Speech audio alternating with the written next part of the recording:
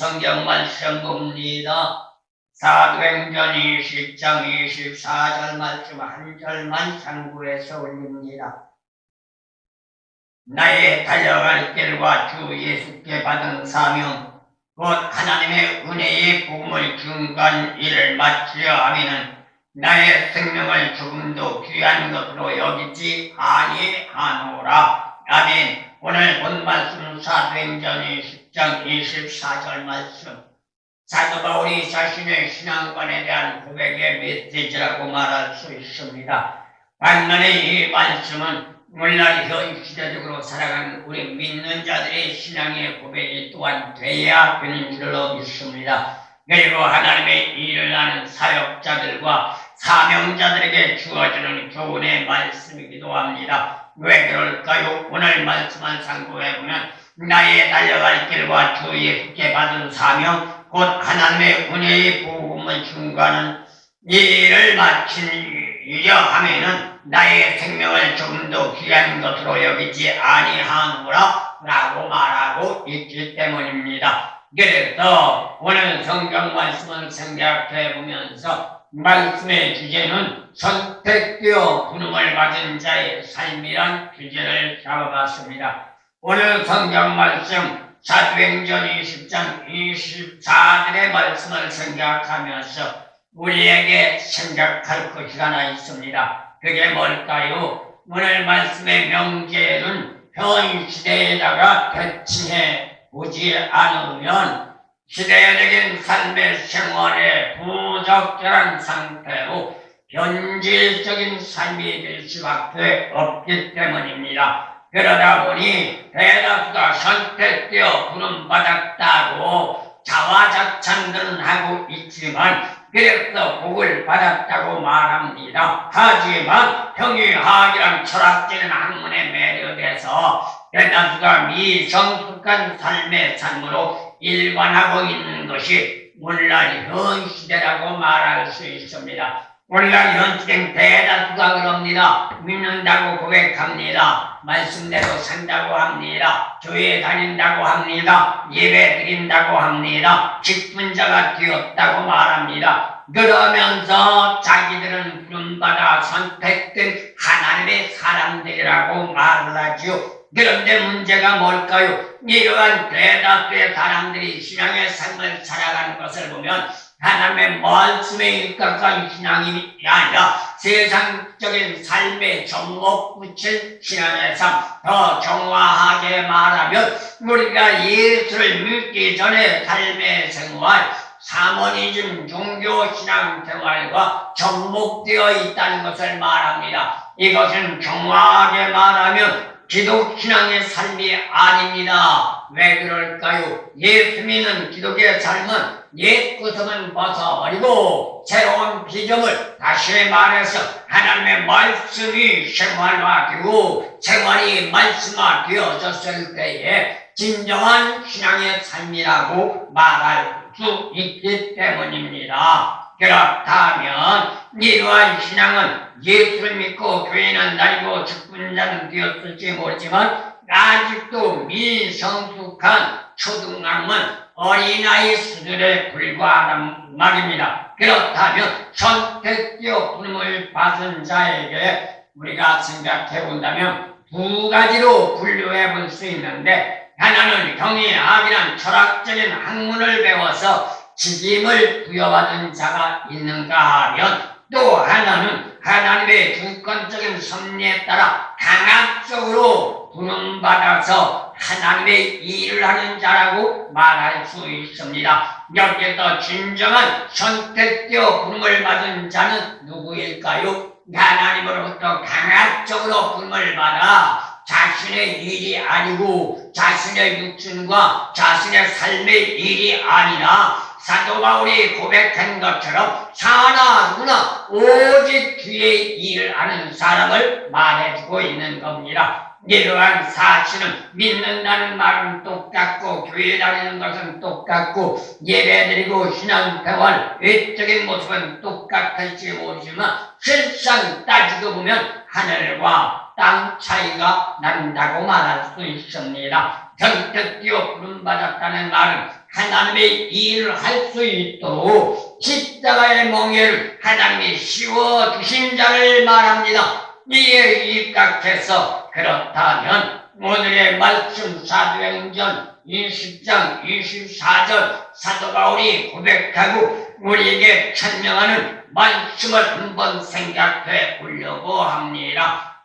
선택되어 부름받은 자는 과연 누구일까요? 이를 일명 오늘날 괴다수가 말하기를 사명자라고 말합니다. 하나님이 쓰시고자 선택하여 불러주었다는 말인데 그렇다고 단순하게 선택하여 부르셨기 때문에 쓰임받는 건 아닙니다. 하나님이 쓰시고자 하는 하시는 방법에 따라 적응해 나갈 때에 쓰임을 받을 수 있습니다. 물론 하나님의 일을 한다고 말할 수 있습니다. 직분자이기 때문에 헌신하고 봉사하고 충성하며 교회에 다닌다고 말할 수 있습니다. 그러나 그 헌신과 봉사와 충성 그리고 하나님의 일을 하는 본질 자체가 어디에 목적을 두고 하느냐가 관건이 될 수 있습니다. 하나님 앞에 선택되어 부름받은 자의 삶의 생활은 하나님의 영광을 위하여 하는 것이고 만약에 그렇지 않고 자기가 믿는다고 말하며 자기가 교회에 다닌다고 말하며 자기가 직분자가 됐다고 하는 사람들은 자기 자신의 영리욕을 위하여 교회에 다니고 예배드리고 직분자가 됐고 목사가 됐다는 것을 말해주고 있습니다. 그렇다면 여기에서 하나님 앞에 선택되어 부름받은 자로 합당한 삶을 살기 위해서는 어떻게 하느냐? 선택되었다고 하루아침에 합당한 자가 되는 것은 아닙니다. 하나님으로부터 선택되어 부름받은 자로 하나님이 원하는 합당한 자가 되기 위해서는 자신의 자질과 실력도 갖추어 나가야 합니다. 이걸 뭐라고 말하느냐? 우리는 일컬어 말하기를 연단이라고 말하고 있습니다. 하나님이 우리를 하나님의 일꾼으로 만들어 쓰기 위하여 훈련받게 하고 그리고 그런 모든 과정을 힘들고 어렵게 겪어 나가는 과정이 연단이라는 겁니다. 하나님이 쓰시고자 하시는 척도에 합격되었을 때 쓰임을 받을 수 있는데 여기에는 교회가 크고 작은 것이 문제가 아닙니다. 성도가 많으냐 적으냐가 문제가 아닙니다. 오늘날 현 시대적으로 말할 때 사례비 세상적인 말로 말하면 월급을 많이 받느냐 못 받느냐가 문제가 아닙니다. 그렇다고 해서 명예와 권세가 있느냐 후기 영광을 누리느냐가 문제가 아닙니다. 그렇다면 사명자란 불의를 내볼 때 한문으로 본다면 불의를 사자의 목숨 명자 이 말은 주로 주어진 임무를 수행하는 것을 말합니다. 영어로는 듀티란 말로 사실이라고 말을 하는데 이는 명령을 수행한다는 의미로 미션이란 말을 사용하고 있습니다. 그렇다면 좀 더 구체적으로 세부적으로 생각해 볼 때 사실이란 뭘까요? 국가적인 이치로 보면 사명을 부여받은 자, 외국으로 나가는 신하, 다시 말하면 대사, 외교관이라고 말할 수 있습니다. 그런가 하면 인도이란 말로 특사, 공사, 척사, 사절이라는 의미를 가지고 있습니다. 그리고 또 하나 사명자에 대한 소속을 말합니다. 이는 미션의 말에 해당이 되는데 히브리어의 동사로 삶의 실천적인 행동이 부각되어져 있습니다.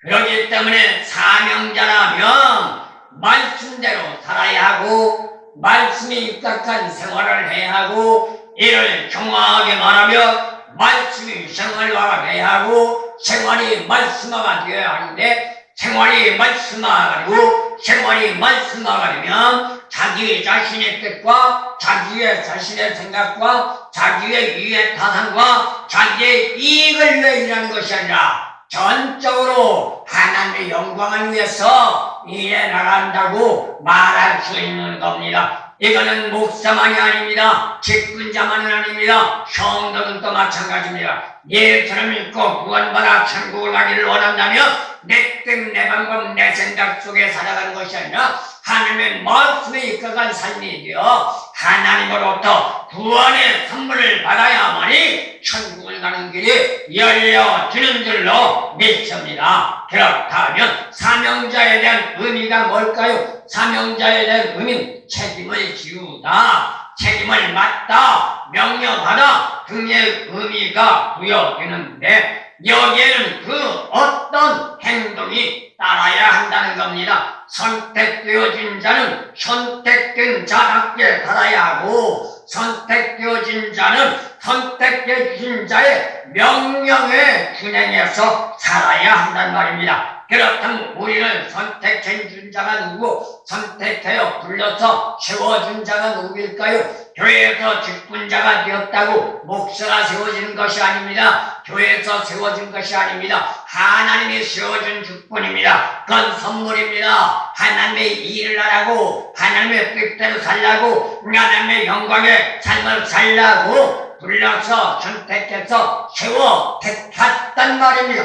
그렇다면 우리는 전적으로 주어진 임무는 뭐예요? 하나님의 영광이라는 거죠. 그래서 이사야서 43장 7절 말씀 나오면 하나님이 우리를 창조한 목적을 말하는데 하나님의 영광을 위하여 우리 인간을 지으셨다고 말합니다. 그리고 영광 돌리는 방법론은 이사야서 43장 21절 말씀 나가볼 때 우리의 입술로 찬양을 돌리는 겁니다. 찬양이 뭐예요? 하나님의 영광, 하나님의 뜻 따라서 말씀하셔서 살아가는 삶, 우리의 입술로 하나님의 영광, 하나님의 뜻, 하나님의 말씀대로 살아간다는 고백이 나와야 한단 말입니다. 반면에 주어진 책임을 준행해야 하고 생활해 나가는 의무가 주어지게 되어 있습니다. 이것이 선택되어 부름받고 세움을 받은 자의 삶의 생활이라는 것, 이 시간 저와 여러분들 잊지 마시기를 소원합니다. 그렇다면 현 시대를 생각해 볼 때 수많은 자들이 하나님의 일을 한다고 큰 소리는 치고 있습니다. 그러나 문제가 있다면 자신을 돌아보면서 성숙할 수 있는 자아 반등이 필요한데 그러한 것들은 하지 않고 자기의 유해, 자기 이해 타산, 자기 기득권을 위하여 일하면서 하나님의 일, 하나님의 주어진 사명이라고 말하고 있으니 착각하고 있다는 거죠.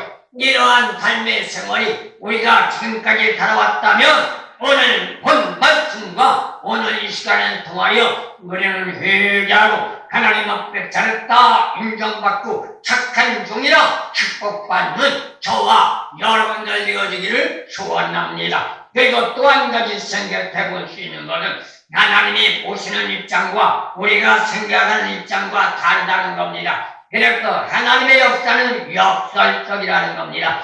이를 영어로 말하면 파라독스라고 말합니다. 하나님이 선택하여 부르실 때 인간 자신의 영역을 위해 살아가라고 불러주신 것이 아니라 전적으로 하나님의 뜻을 성취하라고 불러주셨다는 겁니다. 마치 부모가 자녀를 부를 때는 맹목적으로 부르는 게 아닙니다. 어떤 심부름을 시키기 위해 부른다는 것 우리는 잊지 말아야 합니다. 부모가 생활, 삶의 일상을 살아가다가 자녀의 입을 울며 아무개야 라고 부를 때 맥없이 의미 없이 부르지 않죠. 필요하기 때문에 부르는 겁니다. 그 필요한 게 뭘까요? 부모로서의 필요한 전제 조건을 위하여 심부름을 해달라고 하다 못해 마당을 쓸어라 걸린 전제 조건 속에서 불러주신다는 거죠.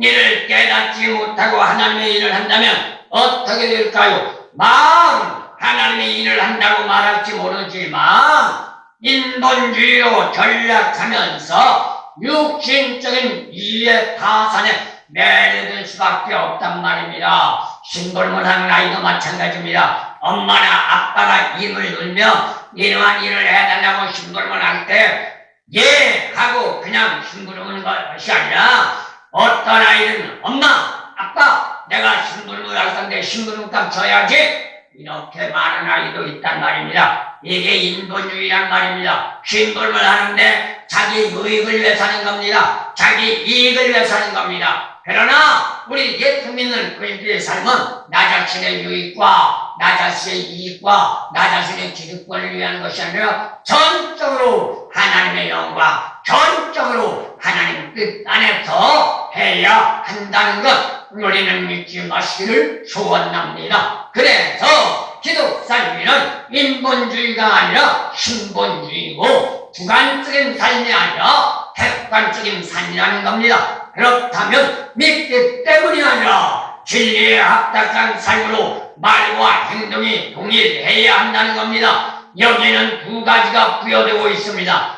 하나는 헤브라이즘 사상이 있고 하나는 헬레니즘 사상이 있습니다. 이를 분석해 본다면 헤브라이즘 사상은 그리스도교 사상이고 그 다음에 헬레니즘 사상은 로마 사상입니다. 이를 항상 대립하며 오늘날 지구촌은 지금까지 싸워왔습니다. 하지만 진정한 기독 삶의 체제가 되지 않으면 이고이즘이란 이기주의로 자기 중심적인 개인주의가 될 수밖에 없단 말입니다. 예수를 믿는데도 자기 중심, 신앙의 삶을 사는데도 자기 유익과 자기 이해 타산을 위해서 머리 굴려가며 주판단이 올라가느냐 내려가느냐에 따라서 헌신하기도 하고 봉사하기도 하고 불평불만하기도 하고 또한 거절할 수도 있다는 겁니다. 그러나 진정한 기독 신앙의 삶은 이해 타산이 따를 수 없습니다. 주판단이 올라가느냐 내려가느냐가 상관하지 않습니다.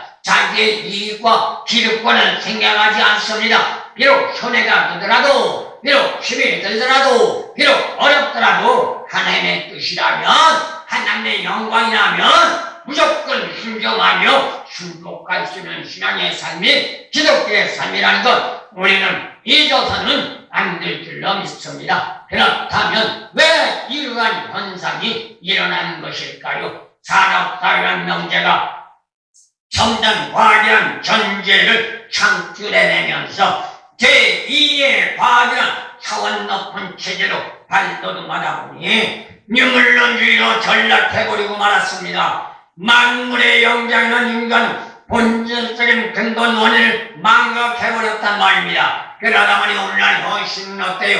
지구촌 모두가 예는 아닙니다. 만물의 영장 인간이 물질의 노예가 되어버리는 비극이 벌어지고 말았습니다.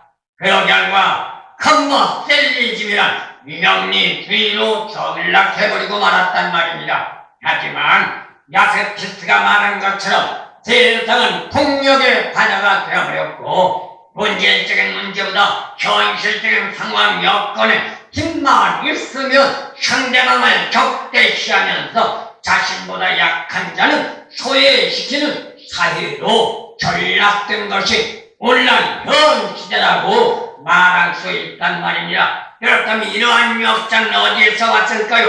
하나님의 역사가 아닙니다. 기독교 신앙의 역사가 아닙니다. 진리의 체제가 아닙니다. 사단마귀의 전략과 전술의 특성에서 온 잘못된 전제 조건 그러기 때문에 수많은 인간 이러한 전략과 전술에 심화되게 되면 자신을 성찰하기보다 주체 전도가 되어 객체를 주체화로 변질시켜가면서 빛과 소금이란 명제가 거리가 먼 당신이 돼버리고 만다는 겁니다. 선택되어 부름받아 세움을 받았다 할지라도 자신의 주어진 사명과는 거리가 먼 자기의 유익, 육신적인 포만감, 육신적인 기득권에 의하여 나아갈 수밖에 없으니 하나님 관계는 멀어질 수밖에 없습니다. 그렇다면 이 시간 저와 여러분들 하나님과 관계가 멀어지는 삶 속에서 육신의 기득권만 추구하겠습니까? 이런 육신의 기득권은 없고 이에 타산 이익은 없다 할지라도 하나님의 전적인 영광을 추구하며 살아가다 생명구원 받고 저 천국 가겠습니까? 이것은 누가 강요하지 않습니다. 누가 억지로 시키지 않습니다. 우리 모두 본인 스스로가 선택해야 하고 본인 스스로가 헤쳐나가야 하고 본인 스스로가 이루어 나가야 되는 줄로 믿습니다. 마지막 말씀드립니다. 선택자의 삶은 역행적이라는 것 잊지 마시기 바랍니다. 아까도 말씀드렸습니다. 이러한 전제조건 파라독스 역설적이라는 것이죠.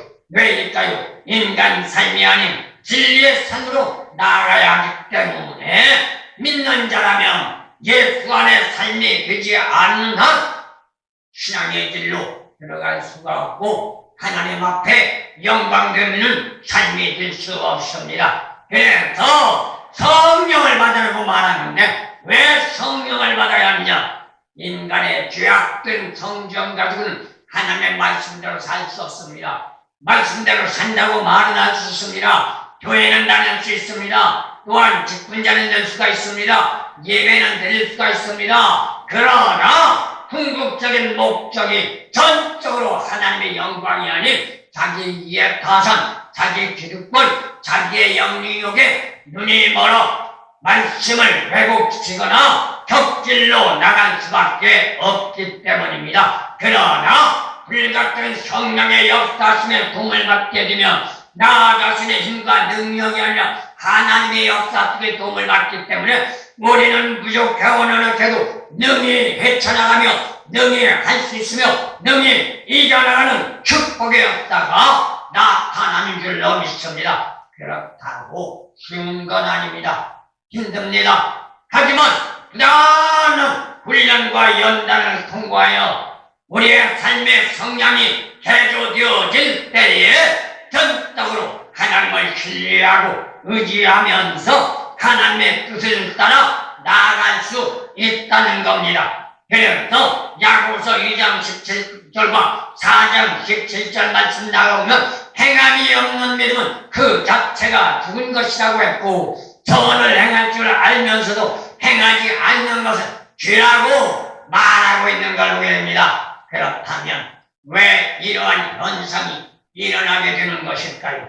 믿는다는 말은 합니다. 하지만 하나님은 떠났단 말입니다. 왜 하나님은 떠나요? 말씀대로 살지 않으니, 말씀이 생활화되지 않았으니, 말씀이 또한 우리의 삶에 접목되지 않았으니 내 생각, 내 방법, 내 뜻대로 사니 하나님과 관계가 없기 때문에 하나님은 떠난 삶이 될 수밖에 없다는 겁니다. 그렇다면 믿는 자와 믿지 않는 자를 분별해 볼 때 어떻게 나눌 수 있을까요? 믿지 않는 자는 죽은 자요, 믿는 자는 산 자의 결과가 나오는 겁니다. 이 시간 저와 여러분들 믿는다고 말하면 죽은 자의 삶을 살겠습니까? 아니면 힘들고 어려도 믿는 자가 되어 산 자의 삶이 되어 하나님 앞에 영광되며 영생에 복나가는 축복된 자가 되어야만 되는 줄로 믿습니다. 그러기 위해서는 형이야기란 철학적인 학문의 신앙을 척결해내야 합니다. 형이상에는 고차원적인 신학적인 삶으로 우리는 돌입할 줄 알아야 합니다. 죽은 자는 하나님과 관계가 없습니다. 종말 시대가 되면 산자보다는 죽은 자들이 기승을 부립니다.